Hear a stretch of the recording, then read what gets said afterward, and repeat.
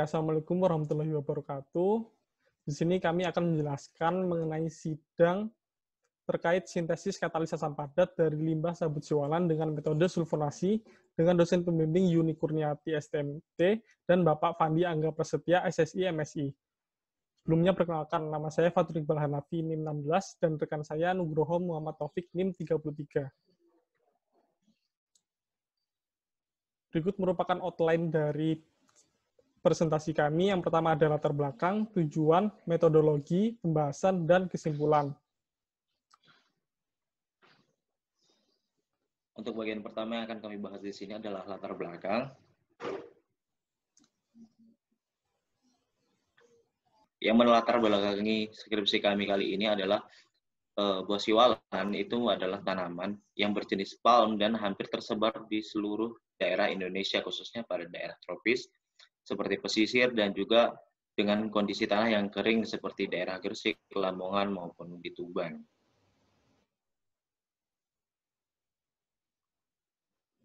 Buah siwalan secara umum yang dimanfaatkan adalah pada bagian niranya digunakan sebagai minuman dan juga daging buahnya untuk bahan konsumsi, sedangkan daun biasanya masih digunakan sebagai bahan konstruksi ataupun sebagai kemasan. Sabut siwalan merupakan bahan yang dibuang dan tidak termanfaatkan pada kegiatan sehari-hari. Mengapa di sini kami memilih menggunakan sabut siwalan dalam pemilihan bahan? Hal ini dikarenakan untuk mengatasi limbah sabut siwalan yang sampai saat ini masih kurang termanfaatkan. Dan juga kelebihan dari katalis asam padat yang kami buat nanti adalah untuk mengurangi penggunaan katalis asam homogen yang sulit dipisahkan dari media reaksinya. Tujuan penelitian kami, berikut adalah tujuan dari skripsi kami. Yang pertama, untuk mempelajari pengaruh variabel waktu terhadap proses sulfonasi pada pembuatan katalis berbasis asam arang sabut siwalan. Yang kedua, untuk mempelajari pengaruh variabel suhu terhadap proses sulfonasi pada pembuatan katalis berbasis arang sabut siwalan. Dan yang terakhir adalah untuk mempelajari pengaruh katalis asam padat terhadap reaksi esterifikasi pada campuran metanol dengan WCO atau waste cooking oil. Berikut merupakan proses pembuatan katalis asam padat secara singkat. Yang pertama yaitu preparasi bahan dengan mengupas dan mengoven sabut siwalan pada suhu 110 derajat Celcius. Kemudian terdapat karbonisasi pada muffle furnace dengan suhu 400 derajat Celcius. Yang ketiga ada aktivasi dan kalsinasi.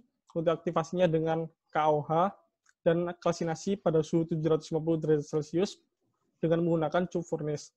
Dan yang terakhir, kita menggunakan proses sulfonasi dengan perendaman H2SO4 dengan dialiri gas nitrogen dengan variabel yang telah ditetapkan. Kemudian setelah ini, kita menghasilkan katalis asam padat yang akan digunakan untuk proses esterifikasi.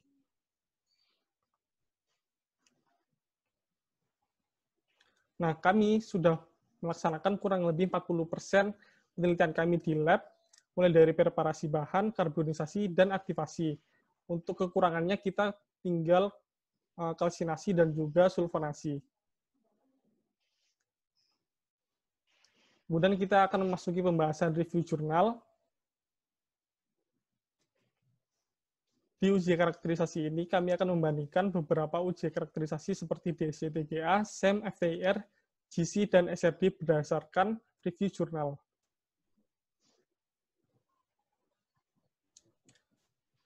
Pada uji DSC TGA ini, pada grafik ini, membandingkan uji DSC dan TGA pada kondisi operasi 10 derajat Celcius per menit untuk laju alirnya.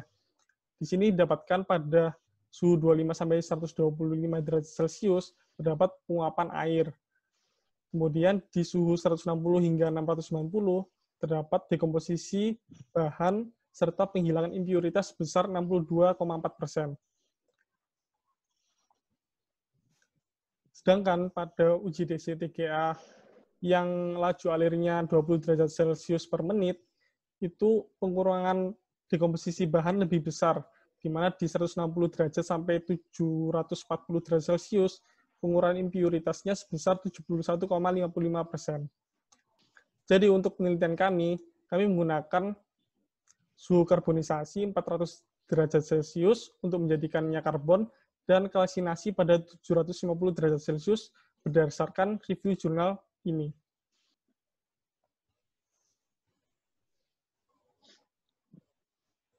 Berikutnya di sini kami akan menampilkan hasil dari uji SEM pada bahan sabut siwalan, di mana pada gambar A kita dapat melihat bahwa material atau bahan memiliki pori yang cukup banyak. Kemudian setelah melalui metode sulfonasi dengan larutan H2SO4 pekat, distribusi pori dari katalis berkurang setelah kontak dengan zat sulfonasi yang kuat.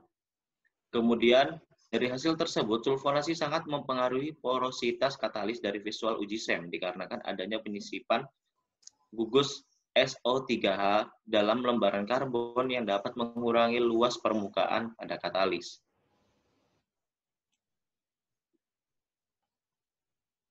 Berikut merupakan hasil dari uji FTIR pada jurnal yang kami review dan diperoleh beberapa poin penting. Tapi yang paling kami sorot di sini ada pada poin ketiga, yakni pada panjang gelombang 1030,93 dan 1163,85,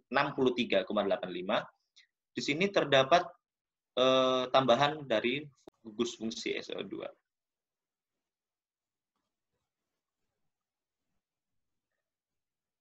Dan berikut ini juga merupakan hasil dari uji FTIR, di mana dari beberapa puncak yang ada, kami menyoroti pada poin kedua, yakni pada titik 1236 dan 1040, ini terdapat gugus dari SO3H.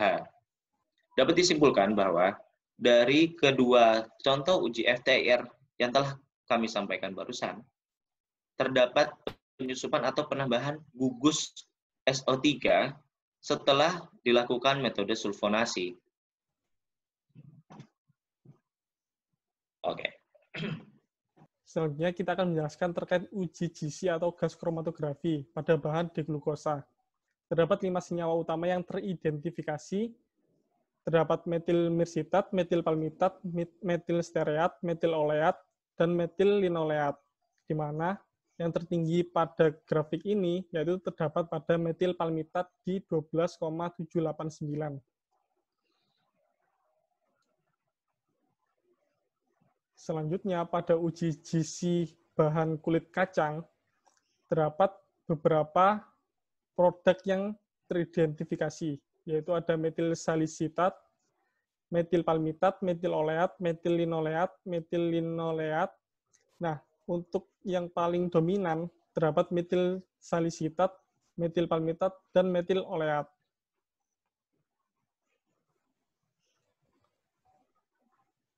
Selanjutnya yang terakhir, uji GC bahan diglukosa lain, di mana di grafik A merupakan pembanding pada uji katalis asam padat, di mana yang A sendiri itu pembanding dari FAME. Jadi yang A ini hasil FAME, kemudian yang B ini hasil dari esterifikasi. Nah, didapatkan komponen FAME yang teridentifikasi pada grafik B, itu yang tertinggi ada metil palmitat dan metil oleat. Jadi dapat disimpulkan bahwa metil palmitat dan metil oleat itu merupakan produk dari hasil esterifikasi pada FAME.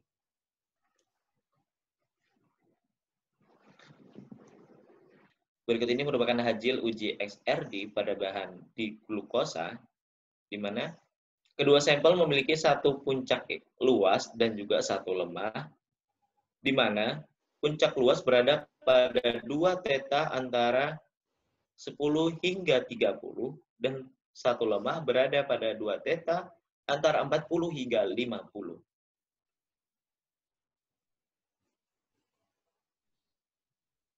Berikutnya adalah uji XRD dari bahan sabut siwalan, di mana bentuk grafik utamanya sangat menyerupai pada bentuk grafik dari bahan glukosa, tetapi jika diperhatikan terdapat perbedaan, yaitu adanya pik-pik utama atau pik-pik tinggi pada titik 28, kemudian 40 dan 50, di mana pada pik-pik ini itu menunjukkan terkandung KCl.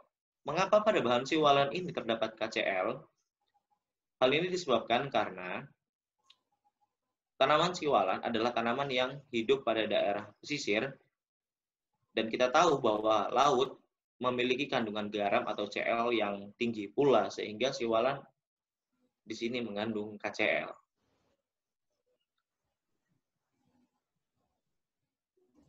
Perlu diketahui terlebih dahulu, pada grafik kiri, ini adalah grafik dari bahan cangkang kelapa, dan pada sebelah kanan adalah grafik dari bahan ampas tebu. Perbedaan dari grafik di atas ialah perbedaan suhu pada proses sulfonasi. Perbedaan menggunakan suhu sulfonasi ini terletak pada bahan baku pembuatnya.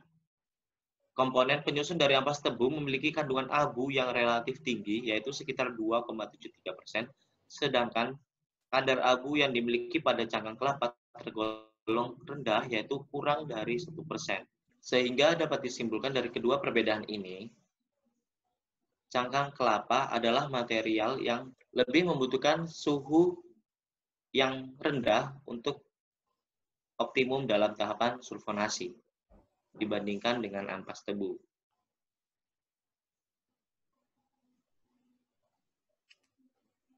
Berikutnya, di sini adalah pengaruh variabel waktu terhadap proses sulfonasi dengan bahan di glukosa. Hasil penelitian menunjukkan bahwa waktu sulfonasi yang lebih lama dapat meningkatkan kepadatan total situs asam dan konversi dari FFA. Plus permukaan yang lebih besar memberikan ruang lebih banyak untuk penahan molekul kelompok SO3H dan secara teoritis dapat meningkatkan aktivitas dari katalis.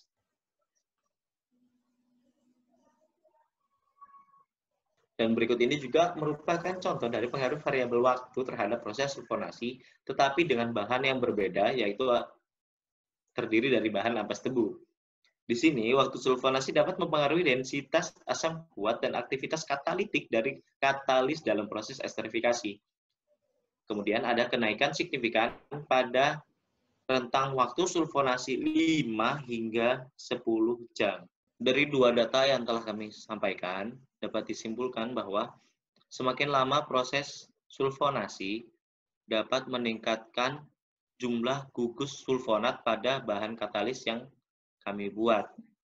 Hal ini dapat berdampak pada meningkatnya persentase dari konversi FFA itu sendiri.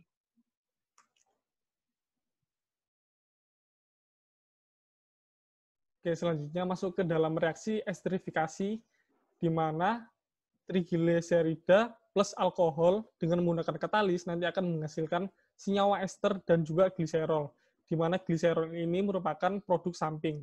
Nah, untuk trigliseridanya kita menggunakan WCO atau waste cooking oil, dan untuk alkoholnya sendiri kita menggunakan metanol.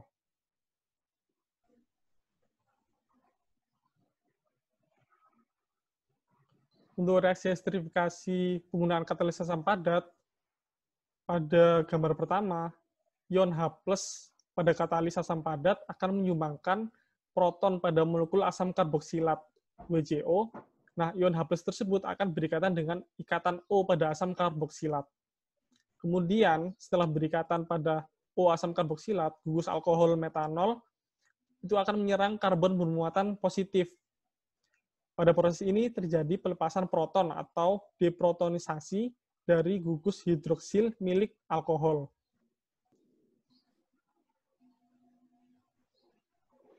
Selanjutnya, protonasi terhadap salah satu gugus hidroksil yang diikuti pelepasan molekul air, kemudian ion H+ sendiri akan terbentuk kembali pada katalis asam padat. Nah, untuk dapat didaur ulang dan digunakan pada proses esterifikasi lainnya. Dan berikut merupakan reaksi dari penggunaan asam karboksilat, gugus alkohol, H+ dari asam katalis untuk menghasilkan senyawa ester dan H2O.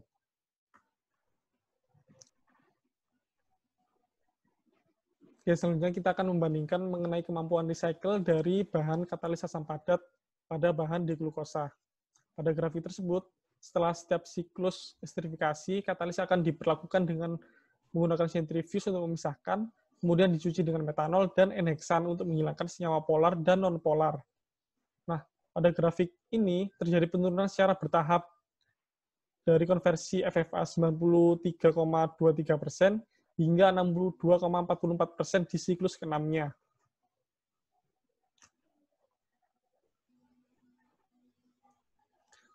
Sedangkan pada grafik kemampuan recycle pada bahan napas tebu, terjadi penurunan secara signifikan, mulai dari 94,4% hingga kurang lebih 75%.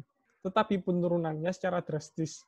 Hal ini terjadi karena pada katalis asam padat dengan bahan napas tebu itu tanpa menggunakan treatment apapun untuk menggunakan esterifikasi selanjutnya.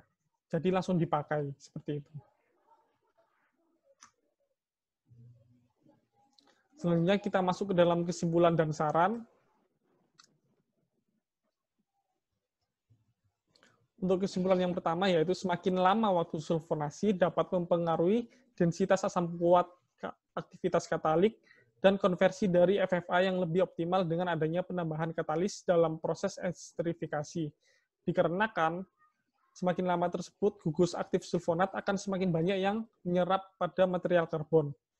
Kemudian yang kedua, ada pengaruh variabel suhu sulfonasi terhadap proses esterifikasi yang optimum didapatkan rentang suhu antara 100 hingga 200 derajat Celcius. Hal ini tergantung dari komponen bahan baku pembuatan dari katalis. Dan yang terakhir, proses esterifikasi dengan menggunakan penambahan katalis asam padat dapat meningkatkan persen yield dan juga mempercepat reaksi pembentukan produk jika dibandingkan dengan menggunakan katalis homogen yang relatif tidak dapat didaur ulang kembali.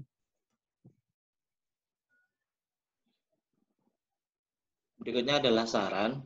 Yang pertama, teori 1, perlu dilakukan pengujian secara langsung karena pada perbandingan tiap jurnal terdapat hasil yang berbeda-beda untuk tahapan proses yang sama dalam pembuatan katalis asam padat dan proses esterifikasi.